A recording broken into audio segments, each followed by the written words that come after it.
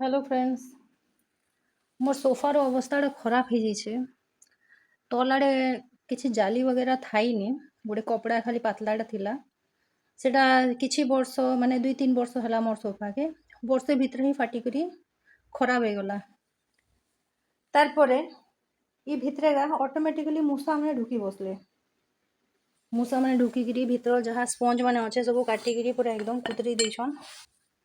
आउ जहाँ मूसा भोगाले काम नहीं दबार बेले मते गुटे किछि परमानेंट सॉल्यूशन दरकार थिला, जहार लगी मुई इ नेटटा किणी करी आनी छे।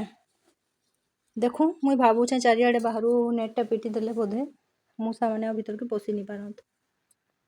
मुई आपन को बिफोर आउ आफ्टर वीडियोटा देखाबी। आगो हमके एटा माने खोली लागबा हेले जाई एनु पूरा भल से नेटटा फिट हो पारबा, नले याडे जागा नहीं ना एतकी दूर पिटले याडे मूसा पसी जाबा। एतले एटा खोलबार निहाती जरूरी। बहुत इजी है, अपन निजे घरे करि पारबे आराम से। कि किछि मिस्त्री लगे नहीं लागे।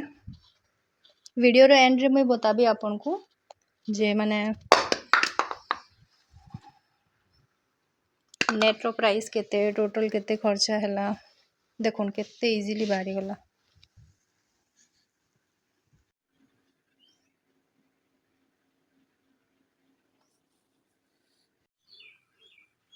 हमर जाली रेडी हो गला न।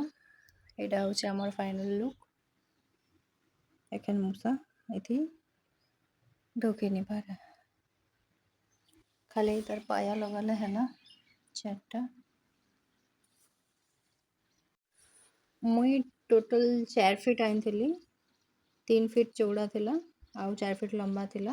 आउ मोर सोफार साइज हिसाब थे मुईटा कट करी लगे सारला बाद एतकी बची छे। ए 2 पीस छोट छोटा बची छे। आउ ई नेट मते पड़ी थिला 3 फीट वाइड थिला। आउ पर फीट के 50 रुपीस हिसाब थी मते पड़ी थिला। आई होप आपन मान को मोर वीडियोटा बहुत पसंद लगी थिबा। प्लीज लाइक करूँ एंड सब्सक्राइब करूँ। एटा होचे हमर सोफार फाइनल लुक।